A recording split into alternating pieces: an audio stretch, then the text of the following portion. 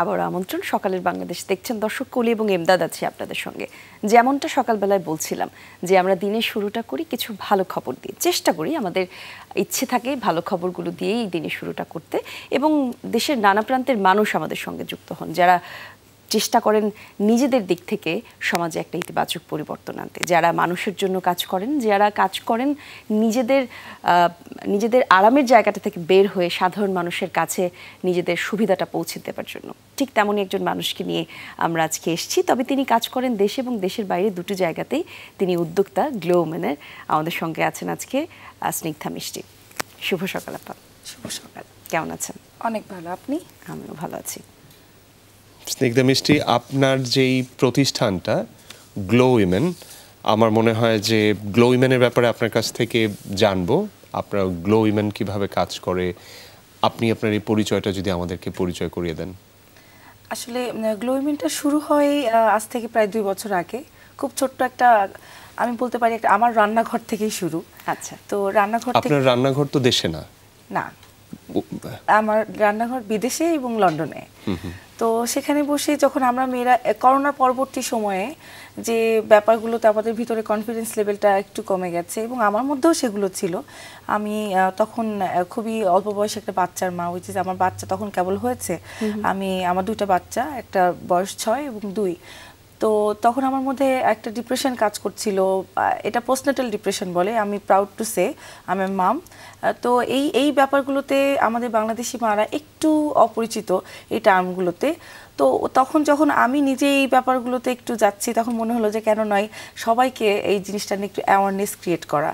And এখান থেকে আমার মনে হয়েছে যে কি করা যায়। তো প্রথমে একটা নামটা নিয়ে একটু চিন্তা করছিলাম। তো এখান থেকে গ্লো উইমেন আসলো, এবং আমার হাজব্যান্ড এবং আমি, আমাদের একটা family friend, we 3 of them actually আমার রান্নাঘর থেকে গ্লো উইমেন শুরু। আর আজকে আমি এখানে এসেছি গ্লো উইমেনের অনেকগুলো কাজ নিয়ে, অনেক কিছু নিয়ে, যেটা কি আজ 2 বছর পর বলতে পারি লন্ডনে আমার একটা সামিট হচ্ছে। সামিটটা London women empowerment summit 2024 on 6th of July। So এই যে জার্নিটা আমার কাছে আসলে মনে হচ্ছে স্বপ্নের মতো। সবাই একসাথে হয়ে কাজটা করতে পেরেছি এবং করছি, এটা আমার কাছে অনেক বড়। আর একটু ডিটেইল বলবেন, যেটা বললেন যে লন্ডন উইমেন এম্পাওয়ারমেন্ট সামিট, এটার ব্যাপারে আরেকটু বলবেন যে এখানে কারা আসবে, কাদের নিয়ে করছেন, কয়দিন, মানে কি কারণে এটা করছেন? প্রথমত এইখান থেকে শুরু করি, বাংলাদেশেরটা শুরু করি। লাস্ট 6 মান্থ ধরে আমি বাংলাদেশে কাজ করছি স্যানিটারি ন্যাপকিন নিয়ে, যেটা কিনা বিভিন্ন স্কুলে, এবং এটা নট অনলি স্কুলে, অ্যাকচুয়ালি সর্বস্তরের মেয়েদেরকে স্যানিটারি ন্যাপকিন হ্যাবিচুয়েশনের ব্যাপারটা, এবং সেটা আমি একটু চেষ্টা করছি যে যারা করে না তাদের ভেতরে। আমরা শহরের স্কুলগুলোতে মোটামুটি সবাই অ্যাভেলেবল এবং সবাই জানে আসলে স্যানিটারি ন্যাপকিনের ব্যবহার এবং কিভাবে কি, বাট একটু যদি আমি বিহাইন্ড দ্য সিনে যাই বা একটু ছোট শহরগুলোতে যাই, তারা আসলে এতটা অ্যাওয়ারনেস তাদের ভেতরে নেই। এবং সবচেয়ে বড় কথা, তারা যে কোনো দোকানে কিনতে তারা লজ্জা পায়, বাবা বা মায়ের কাছ থেকে, মারাও সেভাবে ঘর থেকে বের হয় না। তো এইগুলো নিয়ে যখন কাজ করতে গিয়েছি, আমি রাঙামাটিতে গিয়েছি এই বছর ফেব্রুয়ারিতে। সেখানে গিয়ে আমি আমার কাছে মনে হচ্ছে খুব ইন্টারেস্টিং একটা ব্যাপার। তাদের সবার কাছে ইন্টারনেট আছে, internet is available everyone, but sanitary napkin নেই। এবং মেন্টাল হেলথ মানে তাদের কাছে নেই, দোকানগুলোতে আছে, কিন্তু দোকান পর্যন্ত তারা যে এটা বলতে পারে না। এবং তাদের বাবা যারা আছেন, তারা দেখা যাচ্ছে অন্যান্য ওষুধের সাথে এটা যে একটা আমাদের পার্ট অফ আমাদের লাইফের যে ব্যাপারটা, এটাতে আমরা তাদের মধ্যে ল্যাক অফ কনফিডেন্সের ব্যাপারটা দেখেছি। সো সেখান থেকে অ্যাকচুয়ালি এটা নিয়ে আরও বেশি কাজ করা। রিসেন্টলি আমরা বিহারি ক্যাম্প, দলিত পল্লী, ঢাকাতে যে মেইন জায়গাগুলো আছে সেগুলো কভার করেছি। মানিকগঞ্জে আমরা প্রোগ্রাম করেছি। আমরা ঝিনাইদহতে আমার নিজের শহর গার্লস স্কুলগুলোতে আমরা অ্যাওয়ারনেস প্রোগ্রাম করেছি। অনেকেই বলেছে হ্যাঁ তারা জানে, বাট তারা এখনো কনফিডেন্ট না, তারা সবসময় হাতে পায় না। এবং যারা একটু হাতে না পাওয়ার কারণ কি, টাকা নাই নাকি ওই যে একটা আপনি বলছেন যে একটা দ্বিধা দোকানে গিয়ে কেনা, সেটা? দুটোই। কিছু প্রোডাক্ট আছে যাদের প্রাইসটা একটু হাই, যারা অ্যাফোর্ডেবিলিটি 100 টাকা 120 টাকা, এখনো কিছু পরিবার আছে যেগুলো এইটা চ্যালেঞ্জিং। আর আরেকটা বিষয় যেটা আছে, হ্যাঁ কম দামি আছে, কিন্তু সেই প্রোডাক্টগুলো সর্বস্তরে পৌঁছাচ্ছে কিনা আমি মনে করি ওখানে একটু গ্যাপ আছে। আপনারা এই জায়গাটায় কি করছেন?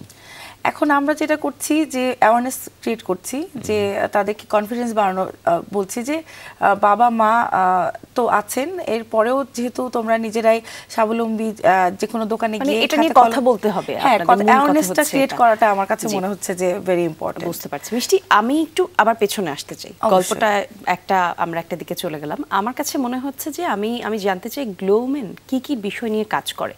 আপনি আপনার যাত্রা শুরুটা বলছিলেন, যাত্রাটা তো শুরু হলো, কিন্তু তারপর আপনি কোন কোন জায়গাগুলো নিয়ে কাজ করতে চেয়েছেন, এই 2 বছরে আপনি কি কি করেছেন, আমরা সেই জায়গাটা একটু শুনতে চাই। অবশ্যই, আসলে এই সাইরি ন্যাপকিনটা ছিল আমাদের ফার্স্ট প্রজেক্ট। এছাড়া ইংল্যান্ডেও, ইংল্যান্ডে আসলে না, ইংল্যান্ডে আমরা করছি মেন্টাল হেলথের উপরে, এবং ওয়ার্কশপ করছি হেয়ার অ্যান্ড বিউটি মেকআপ যে ওয়ার্কশপগুলো আছে। অনেক আমরা যারা এখানে ইন্টারেস্টেড বাট ওখানে গিয়ে কোনো স্টার্ট আপ করতে পারছি না, বাট তারা করতে চাচ্ছে, তাদেরকে আমরা ট্রেনিং প্রোভাইড করছি। স্টার্ট আপ মানে আপনি ব্যবসার কথা বলছেন? জি, তাদেরকে স্বাবলম্বী করার জন্য, যারা ওখানে অলরেডি আছেন এবং তারা চান যে এই বিষয়গুলোতে তারা ইন্টারেস্টেড। এছাড়া আমরা এখানে ডোমেস্টিক ভায়োলেন্সের জন্য একটা লিগ্যাল এইড আমাদের আছে। সো সোশ্যালি আমরা এই কাজগুলোর সাথে জড়িত, এবং যারা নতুন মা হন বা যারা প্রেগনেন্সি থ্রু দ্য প্রেগনেন্সি তাদেরকে যে কোনো ধরনের সহযোগিতা, এনি কাইন্ড অফ হেল্প, সেটা বাসায় হোক না কেন, we have a very good team of their 70 জন মেয়েদের একটা গ্রুপ আছে আমাদের। তো সেখানে আমরা সবাই ট্রাই করি যে কোনো কারো হেল্প লাগলে সেটা আমরা রিচ করার চেষ্টা করি। চমৎকার। এই যে আপনি বলছিলেন যে আপনি মেন্টাল হেলথ নিয়ে কাজ করেন, একই সাথে আপনি কাজ করেন নারী সুরক্ষা, স্বাস্থ্য সুরক্ষা নিয়ে, সেই সাথে আপনি কাজ করছেন একজন নারীকে স্বাবলম্বী হিসেবে গড়ে তোলবার জন্য। আপনার প্রতিষ্ঠানটা কি সেক্ষেত্রে প্রফিটেবল প্রতিষ্ঠান নাকি নন প্রফিটেবল? নন প্রফিটেবল প্রতিষ্ঠান। আচ্ছা, তো আপনি এই যে পুরো বিষয়গুলি নিয়ে যখন কাজ করছেন, তখন তো আপনার নিজেরও একটা প্রস্তুতির ব্যাপার থাকে। সেই জায়গাতে আপনি কিভাবে এত দূর আসলেন? আপনি বললেন যে আপনার প্রতিষ্ঠানের বয়স 2 বছর, এবং 2 বছর আপনি অনেকগুলি বিষয় সংযোজন করেছেন আপনার কাজের তালিকায়। সেই জায়গাতে আপনার নিশ্চয়ই সহায়তা প্রয়োজন, আপনি 70 জন মানুষ নিয়ে কাজ করছেন। আমি আসলে জানতে চাই পুরো প্রক্রিয়াটা, কারণ অনেকেই হয়তো, অনেকের কাছে অনেক ভালো ভালো চিন্তা আসে, প্ল্যান আসে, কিন্তু সেগুলোকে কিভাবে এক্সিকিউট করবে, বা আর্থিক জটিলতার কারণে অনেক জায়গায় অনেকে কোথাও আটকে যায়। আপনার এই গল্প শুনে আরও অনেকেই হয়তো আগ্রহী হবে। আমি আপনার জার্নিটা খোলাখুলি জানতে চাই, যে কারণে হয়তো বা আরও যারা দেখছেন তারা বুঝতে পারবেন জটিলতাগুলো কোথায় এবং সমাধান কিভাবে করা যায়। আসলে আমি আজ থেকে প্রায় 13 বছর আগে আমার লন্ডনে যাওয়া, আমার পড়াশোনা ওখানেই আমি শেষ করেছি।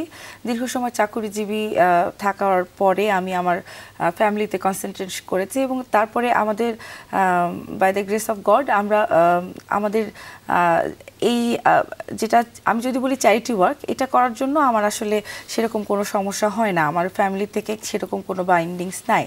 এইবার আমার এক্সপার্টাইজ যদি বলি, আমি ওখানে বিভিন্ন যে চ্যারিটি অর্গানাইজেশন যেগুলো আছে, আমি তাদের আন্ডারে ভলেন্টিয়ার হিসেবে লং টাইম কাজ করেছি। ব্রিটিশ হার্ট ফাউন্ডেশন আছে এখানে, আমাদের আরও কিছু কোম্পানি আছে, সেগুলোর সাথে আমি কাজ করেছি। তো ওখানে একটা এক্সপিরিয়েন্স তো ডেফিনেটলি আমার এখানে কাজ করেছে। এছাড়াও আমার টিম হিসেবে, আমার পেপার ওয়ার্ক হিসেবে আমাদের ওখানে যে সিস্টেম ওয়াইজ আছে, আমি জাস্ট সিস্টেমটা ফলো করেছি, আর এর বাইরে আসলে আমার তেমন কিছু করতে হয়নি। আর যদি আপনি মাঠ পর্যায়ে বলেন, যখন আমি কাজ করা শুরু করেছি, তখন যখন আমি কাউকে বলেছি আমি এটা করতে চাই, অবশ্যই এমন একটা বিষয় সবাই একটু আমাকে উৎসাহ দিয়েছেন, এবং সেই উৎসাহের কারণে আমি আজকে মনে হয় কিছু করতে পারছি, সহযোগিতা পেয়েছি। 70 জন যারা কাজ করে তারা সবাই কি ভলান্টিয়ার? ভলান্টিয়ার, হ্যাঁ। আচ্ছা, হ্যাঁ। এবং আমাদের বেশিরভাগ দেখা যায় যে তারা সবাই ওয়ার্কিং মাম, সবাই একটা, যে আমি নিজেও আমার নিজস্ব চাকরি এবং ব্যবসা আছে ওখানে, সেটা পাশাপাশি এটা করছি। সবাই এক একজন স্নিগ্ধা মিষ্টি বলা যায়। হ্যাঁ হ্যাঁ, অবশ্যই অবশ্যই। এবং যারা কিছু করছেন না তারাও কিছু করছেন, তারা আরেকজনকে ইন্সপায়ার করছেন। এই বিষয়গুলো আসলে আমাদের বাংলাদেশে, আমার একটা খুব ছোট্ট একটা টপিক আছে, সেটা দেখেন, আমাদের ঢাকা শহরে যদি দেখি, অনেকে অনার্স মাস্টার্স কমপ্লিট করেছেন, আমাদের আপুরা আছেন, তারা একটা বিয়ের পরে দেখা যাচ্ছে তারা আসলে আমাদের বাংলাদেশ ইকোনমিতে সেরকম কোনো প্রোডাক্টিভিটি রাখতে পারছেন না। সোশিও ইকোনমির একটা চাপ কিন্তু তাদের উপরে, তাদের জন্য আসলে পড়ছে বা এরকম। তো সেই ক্ষেত্রে আমি রাঙামাটির যে প্রজেক্টটাতে গিয়েছিলাম, আমার খুব সুন্দর একটা টপিক ছিল। সেখানে আমি একটা বুচার, যেটাকে বলে আমরা মাংসের দোকানে যারা মাংস কাটে, কষাই যাকে বলে, আমার কাছে কাছে খুব সুন্দর লেগেছে যে ওই মহিলা বুচার, মানে মাংসের কষাই, এবং যেহেতু আমরা জানি রাঙামাটিতে অনেকগুলো মাতৃপ্রধান কিছু সোসাইটি আছে ওখানে, সেখানে একজন মেয়ে হয়ে আমাদের বাংলাদেশেই কষাই, এটা আমি লন্ডনেও দেখিনি। এই একটা বিষয় আমার ভীষণ লেগেছে, এবং আমি যাকেই দেখি তাকে এই ছবিটা দেখায় যে দেখো কি না পারে একটা, আমরা বলি মা মানে নারী, নারী মানে মা, এই যে ব্যাপারটার থেকে বের হয়ে সে যে এমন একটা প্রফেশন চুজ করেছে যেখানে আমরা যদি বলি মেল ডমিনেটেড, বাট সেখানে সে জীবিকা অর্জন করছে, এটা একটা অন্যরকম আমার কাছে ইন্সপায়ারিং লাগছে। আমি বাংলাদেশের সকল মেয়েদেরকে বলবো যে আসলে এই চিন্তাধারা থেকে একটু বের হয়ে এসে যদি আমরা নিজেদেরকে একটু সামনে রেখে এসে বলি, তো আমি মনে করি যে মহিলাদের এই ব্যাপারগুলোতে আমরা আমাদের দেশের জন্য একটা ইকোনমিক্যালি অনেক বড় একটা অ্যাসেট হতে পারি। একদম নিশ্চয়ই। স্নিগ্ধা মিষ্টির এই কথাটা থেকে আমি বলতে চাই, আপনি যেরকম কষাই দেখেছেন রাঙামাটিতে, বাংলাদেশের প্রশাসনিক ব্যবস্থাটা যেভাবে চলে, আমি আদার দেন আমাদের প্রাইম মিনিস্টার কিংবা অন্যান্য জায়গাগুলোতে আমাদের প্রশাসনে 64টা যে ডিস্ট্রিক্ট আছে এর ভেতরে ফিমেল ডিসি আছেন, নাম্বারটা আমি এই মুহূর্তে বলতে পারছি না। আমাদের যে বিভাগীয় কমিশনার আছেন একজন হচ্ছে এর ভেতর ফিমেল। আমাদের যে 490 জন মানে উপজেলা হচ্ছে একটা ইউনিট, এই উপজেলা চালায় হচ্ছে একজন ইওনো অথবা টিওনো, মানে নির্বাহী অফিসার। এর ভেতরে একটা সিগনিফিক্যান্ট নাম্বার আছে যারা ফিমেল। এবং ডিসি যেটা 64টা যে জেলা, 64টার ভেতরে 7 জন আছেন ফিমেল ডিসি। তো এই জায়গাগুলো কিন্তু বাড়ছে। আপনি যেটা বলেছেন সরকারের পঞ্চবার্ষিকী যে পরিকল্পনা, ওই পরিকল্পনার ভেতর দেখা যাচ্ছে যে পুরুষদের কন্ট্রিবিউশন ইকোনমিতে আছে, বাট আসলে মেয়েদেরটা কম। এই কারণে আসলে এখানে অনেকটা জায়গাতে প্রণোদনা দেওয়া হচ্ছে যেন আসলে এই তাদের পার্টিসিপেশনটা বাড়ে। আমরা এ ব্যাপারে আরো কথা বলতে চাই, স্নিগ্ধা মিষ্টির গল্প আরো জানতে চাই। আমরা তার আগে সকালের বাংলাদেশে একটা বিরতি থেকে ফিরতে চাই। ছোট্ট বিরতি দর্শক, একটু পরে ফিরবো, সাথে যে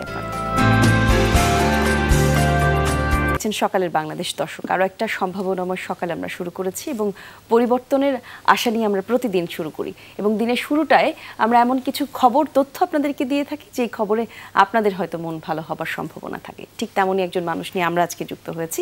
কুলিয়ার এমদাদ তো আপনাদের সঙ্গে রয়েছি শুরু থেকেই, এবং সেই মানুষটার নাম হচ্ছে স্নিগ্ধা মিষ্টি, যিনি উদ্যোক্তা হিসেবে কাজ করছেন ইংল্যান্ডে, যুক্তরাজ্যের মতো জায়গায় প্রতিষ্ঠিতভাবে ভলান্টারিলি একটা অর্গানাইজেশন আপনি তৈরি করেছেন, গ্লো উইমেন।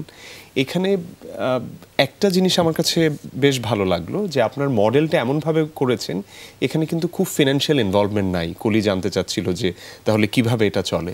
আপনি মডেলটা এমনভাবে করেছেন সবাই স্বেচ্ছাশ্রম দিয়ে আসলে সংগঠনটা চালাবে। স্বেচ্ছাশ্রম যখন আমি যুক্তরাজ্যে দেখি অনেক আছে, 70 জন সবাই, বাংলাদেশে এসে কি আপনি এই স্বেচ্ছাশ্রম এই কালচারটা আমাদের এখানে কতটুকু কি দেখছেন, ডিফারেন্স আছে কিনা? আসলে এইভাবে আসলে নেই। যেই জায়গাগুলোতে আমি যারা এক্সপার্ট আছে তারাও দেখা যায় যে এখানে তাদের একটা পারিশ্রমিক তারা চান। আর এছাড়া আমি যখন স্কুলে যাই, বিভিন্ন স্কুলে প্রোগ্রাম করি, ইভেন যারা ডেপুটি মেয়র আছেন, উপজেলা চেয়ারম্যান আছেন, তারা সবসময় আমাদেরকে ওয়েলকাম করেন। আমি মানিকগঞ্জের নাম নিতে পারি, আমি সিলেট নাম নিতে পারি, আমি রাঙামাটির নাম নিতে পারি। বাট এছাড়া যারা ফিল্ড ওয়ার্ক, ইভেন আমরা মেয়েদেরকে নিয়ে কাজ করছি, আমরা মেয়েদেরকেই পাচ্ছি না।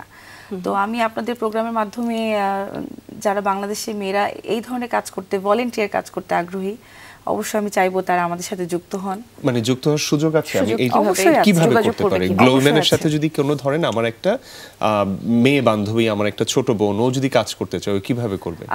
আমাদের তো কন্ট্যাক্ট নাম্বার আছে, আমাদের ইমেল অ্যাড্রেস আছে। সেক্ষেত্রে আমাদের যে গুগলে কি গ্লো উইমেন দিলে? জি, আমাদের ওয়েবসাইট আছে, আমাদের ফেসবুক পেজ আছে, এবং আমাদের পার্সোনালিস্ট নাম্বারও আছে, যেটা কিনা হোয়াটসঅ্যাপের মাধ্যমে আপনারা খুব সহজে পেয়ে যেতে পারেন। এটা করলে যে মিষ্টি একটা জিনিস জানতে চাই, যে সবাই যখন ইংল্যান্ডে যখন করছে ওরা কিন্তু এটা অ্যানাউন্স করতে পারে, আমার এত ঘন্টা আমি স্বেচ্ছাশ্রম দিয়েছি, এবং এটাকে সোসাইটি অ্যাকনলেজ করে বিভিন্নভাবে।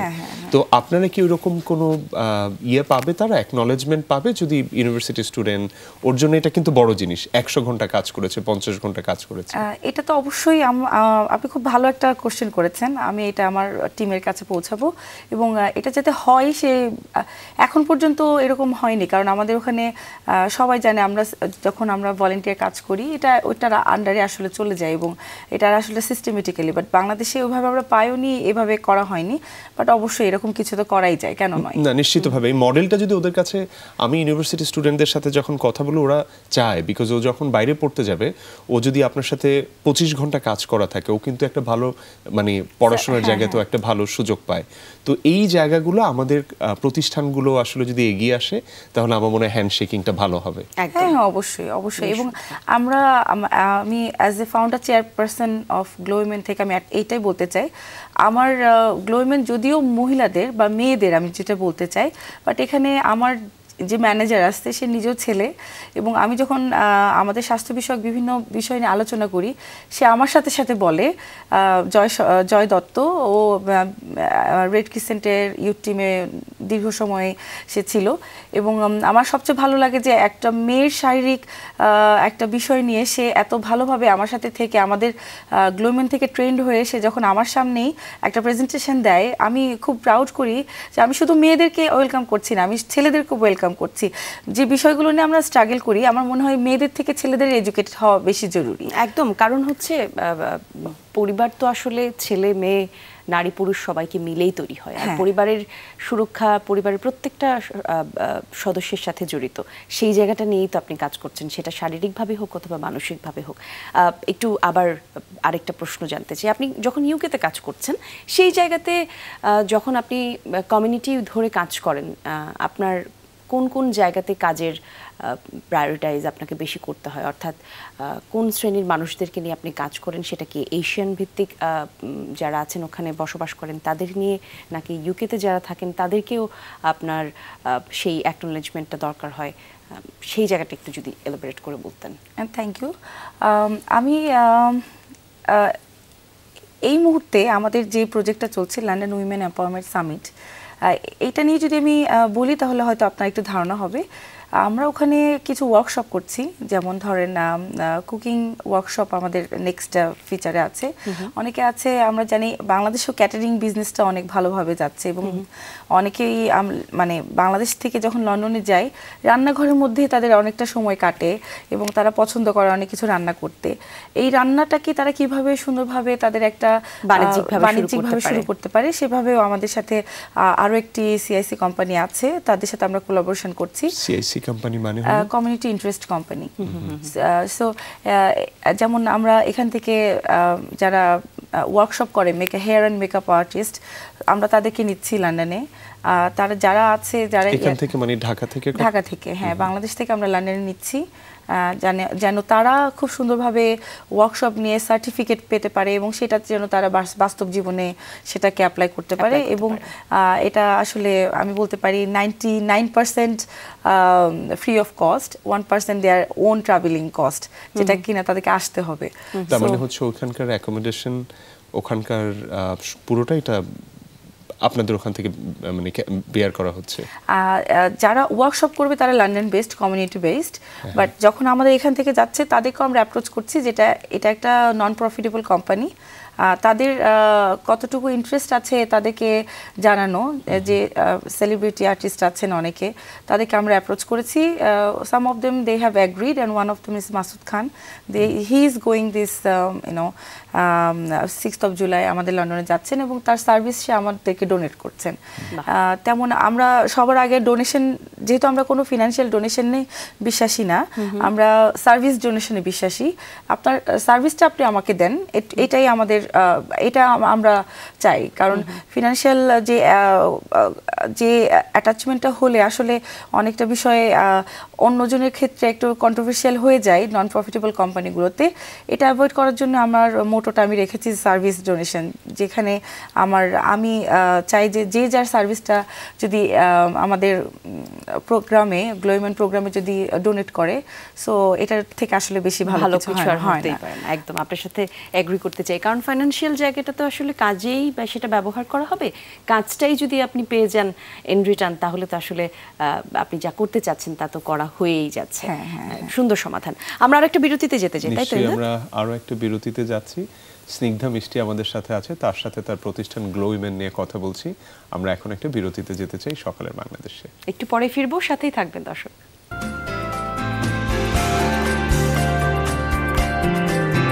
একজন অতিথি আছেন স্নিগ্ধা মিষ্টি, গ্লো উইমেনের প্রতিষ্ঠাতা চেয়ারপারসন, তার সাথে আমরা কথা বলছি। একদম, এবং তার কাজ সম্পর্কে আমরা বিস্তারিত যাচ্ছি। মূলত তিনি কাজ করেন সমাজে ইতিবাচক পরিবর্তন নিয়ে। দেশ এবং দেশের বাইরে তিনি যুক্তরাষ্ট্রতে থাকেন এবং যুক্তরাজ্যে থাকেন, এবং সেখানেই তিনি আসলে তার কাজের পরিধিটা আরও ভালোভাবে ব্যাপ্তি ছড়াচ্ছেন। সেই জায়গাটাতে আসলে আমরা কথা বলছিলাম। এই যে আপনি নারীদেরকে নিয়ে যখন কাজ করেন, আপনি যখন তাদের সাথে কথা বলতে চান, অনেক সময় যে কোনো কাজ করতেই আমরা যখন যাই, কোনো প্রজেক্ট নিয়ে হোক, সেটা ব্যক্তিগত কাজ নিয়ে হোক, প্রতিবন্ধকতা তো থাকে, কিছু জটিলতা তো আমাদেরকে ফেস করতে হয়। আপনি আপনার এই 2 বছরের জার্নিতে আপনার সবচেয়ে কঠিন সময়গুলো নিয়ে যদি একটু বলতেন, এবং সেগুলোর সমাধান কিভাবে করেছেন, সেই জায়গাটাতেও শুনতে চাই। ধন্যবাদ। সবচেয়ে কঠিন ছিল ফিল্ড ওয়ার্ক, যেহেতু আমি দীর্ঘ সময় দেশের বাইরে ছিলাম। আমার বাচ্চাও আমি বলেছি অনেক ছোট, তো তাদেরকে ফেলে আসলে এভরি 3 মান্থস বাংলাদেশে আসা, এবং আমি প্রথমে বিশ্বাস করেছিলাম যে এই যে ভলেন্টিয়ার ওয়ার্কটা বা তাদেরকে পারিশ্রমিক দিয়েও কাজটা এসে আমি ফিডব্যাকটা আসলে পাইনি। এটা যেহেতু আমরা একটা সার্টেন জায়গা থেকে স্যানিটারি ন্যাপকিনটা নেই এবং তাদের স্কুলগুলোতে প্রোভাইড করার চেষ্টা করি, এটার যে ট্রান্সপোর্ট বাংলাদেশের সব কিছু মিলে একটা হ্যাসেল আমি ফিল করেছি। এরপর আমি যখন বাংলাদেশে মুভ করেছি, আমি নিজে হাতে কাজগুলো করার চেষ্টা করেছি। এইটা ছিল একটু আমার জন্য টাফ, বাচ্চাদেরকে রেখে এখানে আসা, এবং এখানের সিচুয়েশন, আজকে সকালে রোদ তো সন্ধ্যায় বৃষ্টি, এই আনসার্টেন ওয়েদার, কাজের এইগুলোতে একটু আমাদের একটু কষ্ট হয়েছে। বাট লন্ডনে বৃষ্টি হলেও আমরা বাইরে যাচ্ছি, কাজে যাচ্ছি, একটা সিস্টেমের মধ্যে দিয়ে যাচ্ছি। আমাদের রাস্তাঘাট অনেক ফ্রেন্ডলি, ওয়ার্ক ফ্রেন্ডলি আমি বলতে চাই। ইভেন আমরা কাজের জায়গাগুলো অনেক, যে কোনো কাজে আসলে ঘরে বসে করা যায়। তো এই কাজগুলো, এই যে জিনিসগুলো আমার কাছে একটু ডিফিকাল্টিজ মনে হয়েছে। আর তার চেয়েও আরও বেশি যেটা ডিফিকাল্টিজ মনে হচ্ছে, যখন আমি ফিল্ড ওয়ার্কে গেছি, মহিলারা যখনই পুরুষ মানুষ দেখে, তারা আসলে এই বিষয়গুলো নিয়ে কথা বলতে চায় না। এইটা আমার কাছে মনে হচ্ছে তারা আরেকটু মানে কথা বলাটার ব্যাপারগুলো আরেকটু যদি তারা একটু কমিউনিকেট করে আর কি, যেটা আসলে বছরের পর বছর ধরে চলে আসছে, কথা বলছে না। এই কথা না বলা থেকে বলাটা, এই জায়গাটাতে একটু কঠিন আসলে কথাগুলো আলাপ করা, কিন্তু সেই জায়গাতেই তো আপনি কাজ করছেন। হ্যাঁ হ্যাঁ, আর মানে আপনার এই জার্নিতে নিশ্চয়ই আপনি পরিবর্তন লক্ষ্য করছেন, যে এখন যাদেরকে আসলে যেই জেলাগুলিতে আপনি গিয়েছেন, বা এমন আপনি বলছিলেন সিলেটে আপনার বেশ কয়েকবার যাওয়া হয়েছে, নিশ্চয়ই একটা পরিবর্তন তো আপনার চোখে পড়ছে। সিলেটে আমার পার্সোনালি যাওয়া হয়নি, আমার টিম গিয়েছে, বাট রাঙামাটিতে আমি গিয়েছি, আমি মানিকগঞ্জে গিয়েছি, আমি ঢাকাতে বিভিন্ন জায়গায় কাজ করেছি, নারায়ণগঞ্জে গিয়েছি। মানে ওটাই কলি জানতে চাই, 2 বছর আগে পরে কি কোনো চেঞ্জেস দেখা যায়? অনেক চেঞ্জেস, অনেক ইতিবাচক নেতিবাচক। ফিল্ড ওয়ার্ক আমরা 1 বছরই করেছি, তো এই 1 বছরে আমি অনেকটা চেঞ্জেস পেয়েছি। এই চেঞ্জেসগুলো কেমন, ভালোর দিকে যাচ্ছে নাকি একই জায়গাতে আছে? আমি কালকের কথা যদি বলি, প্রথমে যখন আমি ক্লাসে ঢুকে স্যানিটারি ন্যাপকিন নিয়ে কথা বলতে চাই, মেল টিচার স্কুল থেকে বের হয়ে গেছে, ক্লাস থেকে বের হয়ে গেছে। বাট আমি চাচ্ছিলাম স্যার থাকুক, বাট স্যার সঙ্গত কারণে তিনি প্রেফার করেছেন নর্থ ওয়েস্টে। বাট মেয়েরাও যখন আমি প্রথমে কথা শুরু করেছি, ক্লাস 6 to 9, 4টা ক্লাসের মেয়েরা, তারা খুবই শাই। এটা কি কম্বাইন্ড ক্লাস ছিল, ছেলে মেয়ে? না, শুধু মেয়েদের, শুধু মেয়েরা ছিল, তারপরেও তারা শাই। এটাই আমার কাছে একটু অবাক লেগেছে। বাট আমার সেশনটা ছিল প্রায় 40 মিনিটসের সেশন, বাট সেশন শেষে সবাই কথা বলছে, সবাই স্যানিটারি ন্যাপকিন হাতে নিয়ে ছবি তুলছে, এবং সবাই বলছে যে আমি আমার মাকে বলবো। এই 40 মিনিট সেশনের পরে যে পরিবর্তনটা পেয়েছি, আমি মনে করি আমি যদি এটা 4 বছর কাজ করতে পারি, এটা আমি একটা অন্যরকম চেঞ্জেস আমি আশাই করতে পারি। এবং নিশ্চয়ই স্নিগ্ধা মিষ্টি, আমি জানি যে অবশ্যই আপনার পরিকল্পনার ভেতরে আছে নীতি নির্ধারণী মহলে, কিংবা ধরেন আমার কাছে এখন মনে হচ্ছে, মানে আমার 2টো ছেলে, আমি মেয়ে নাই তো আমি এটা ভালো বুঝতে পারবো না, যে ওদের স্কুলের জায়গাতে যদি কোনো জায়গায় এটা একটা, মানে ওদের পাঠ্যপুস্তকের ভেতরে যদি এটা একটা অংশ থাকে, যে এরকম চেঞ্জেসগুলো, এবং এটা হওয়া উচিত ছেলে মেয়ে সবার জন্য। আমি কিন্তু স্কুলে এগুলো পড়ি নাই, আমি পরে যখন বড় হয়েছি তখন জেনেছি। তো এই ব্যাপারটা স্কুল থেকে যদি আমি শিখতাম তখন আমার আশপাশের মানুষগুলো ধরেন মানে এইটা থেকে আমি মনে করি বেনিফিটেড হতে পারতো। মিষ্টি, যেই ব্যাপারে আসতে চাই, উইমেন এম্পাওয়ারমেন্ট সামিট 2024 যেটা করছেন, এটার ব্যাপারে যদি আরেকটু ডিটেইল বলেন যে এখানে কতজন পার্টিসিপেন্টস থাকবেন, সেলিব্রিটি হিসেবে কারা থাকবে? আচ্ছা, আগেই বলেছি মেকআপ ওয়ার্কশপ হচ্ছে আমাদের হোল প্রোগ্রামে। আমরা লিগ্যাল এইড রাখছি, সাথে পারফর্মিং ডান্স যে ওয়ার্কশপ সেটাও রাখছি আমরা। সাথে আমাদের ওখানে ক্যাটারিং বিজনেসে যারা রিলেটেড, তারা এডুকেশনে যদি কারো কোনো হেল্প লাগে, আমাদের এখানে ওপেন স্পেস একটা হলের ভেতরে, কমিউনিটি হল, সেখানে আমরা রাখছি প্রায় 35 স্টল, উইচ ইজ আমাদের যে শপিং, মেয়েরা শপিং করতে পছন্দ করে তাদের এন্টারটেনমেন্টের জন্য আমরা সব স্টল রাখছি। স্টলের পাশাপাশি খাবারের দোকান থাকছে, দেশি এবং বিদেশি আমাদের যে ফুড থাকে, একটু আমাদের দেশি খাবার, পিঠা, চটপটি, ফুচকা যারা আমরা পছন্দ করি, বাইরে একটু দেশীয় আবহ তৈরি করার চেষ্টা। হ্যাঁ, এটা। এবং এর সাথে সাথে আমাদের নিপুণ আপু, আমাদের অভিনেত্রী নিপুণ আপু, উনি যাচ্ছেন। আমাদের গভর্নমেন্ট লেভেলেও আমাদের একজন যাচ্ছেন, তিনিও আমাদেরকে অ্যাটেন্ড করছেন সেখানে। এছাড়া আমাদের লোকাল, আমাদের ব্রিটিশ এমপিস, কাউন্সিলর্স যারা আছেন তারা আমাদের অ্যাটেন্ড করছেন। আমাদের কালচারের সাথে লন্ডনে যারা খুব ভালোভাবে ওতপ্রোতভাবে জড়িত তারা থাকছেন। এবং আমাদের এই প্রোগ্রামে, লন্ডন উইমেন এম্পাওয়ারমেন্ট প্রোগ্রামের সবচেয়ে যে মূল প্রবন্ধ, সেটা হচ্ছে নারী বৃত্তের বাইরে এবং ভিতরে। এই প্রবন্ধ নিয়ে আমরা আসলে ওই দিন কথা বলবো, এবং এইটার পরিবেষ্টিত হয়ে যে সার্কেলটা আমরা তৈরি করেছি ওখানে, সেগুলো নিয়ে আমরা সবার সাথে যুক্ত হব। এবং আমরা ওয়েলকাম করছি সব শ্রেণীর মেয়েদেরকে। এটা টিনেজার, ছোট বাচ্চা, তাদের জন্য অনেক রকম থাকছে। এবং আমাদের মহিলাদের যারা একটু 40 আপে চলে গেছে বা 50 আপে চলে গেছে, তাদেরকেও আমরা, এবং আপনি অবাক হবেন, তারাই সবচেয়ে বেশি অ্যাক্টিভ লন্ডনে। যেখানে যে এজ গ্রুপটা বাংলাদেশে একটু ইনঅ্যাক্টিভ, সেই এজ গ্রুপটাই ঠিক লন্ডনে তত বেশি অ্যাক্টিভ। তো এটা আসলে আমার জন্য একটা ইন্সপায়ারিং ব্যাপার, যে যারা এই কাজগুলো করছে তাদের মধ্যে যে আমাদের এজ গ্যাপটা আছে, সেখান থেকে দেখে শেখার আছে, তারা এই বয়সে এত কিছু করছে, কেন আমি করতে পারবো না। তো আমি মনে করি বাংলাদেশেও এই এজ গ্যাপের যারা আছেন তাদেরকে আরেকটু অ্যাক্টিভ হয়ে সোশ্যালি একটু অ্যাওয়ারনেস ক্রিয়েট যে যার জায়গা থেকে করতেই পারে।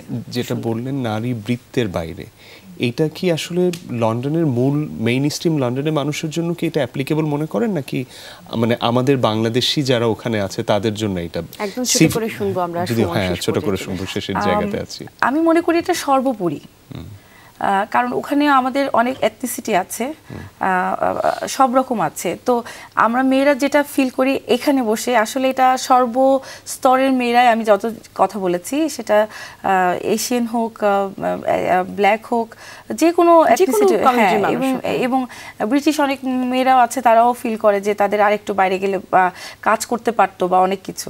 সো এটা সবার জন্য। আমরা এটা কোনো বেঙ্গলি স্টেটওয়ে প্রোগ্রাম না, এটা আসলে আমরা রেখেছি সর্বসাধারণের জন্য। এবং আমরা ইনভাইট করেছি সব এথনিসিটির উইমেন, মেন, সর্বসাধারণের জন্য আমরা ওপেন করেছি এটা। চমৎকার, অনেক ধন্যবাদ আপনাকে। আপনার পুরো গল্পটা শুনে কিন্তু বেশ ভালো লাগলো, এবং যারা আসলে আপনার সাথে কাজ করেন, সাধুবাদ তাদের জন্য, যারা নিঃস্বার্থ হয়ে আপনার সাথে কাজ করছেন, আপনার কোম্পানিকে এত সময় পর্যন্ত নিয়ে এসেছেন, 2 বছর পার করেছেন, আরও লম্বা সময় আপনারা কাজ করবেন, সমাজে পরিবর্তন রাখবেন, এই আশা আমরা রাখতে চাই। ধন্যবাদ আপনাকে। আমরা স্নিগ্ধা মিষ্টি গ্লো উইমেনকে ইন্টারন্যাশনাল লেভেলে অনেক বড় প্ল্যাটফর্ম হিসেবে দেখতে চাই। সে প্রত্যাশা সকালের বাংলাদেশের একেবারে শেষ প্রান্তে চলে এসেছি আমরা। আপনাদের দিনটি অনেক সুন্দর হোক। শুভ সকাল আরও একবার। আর হ্যাঁ, অবশ্যই বলতে চাই, ভালো থাকবেন সবাই, পরিবর্তন আসুক, পজিটিভ পরিবর্তন আসুক সমাজে।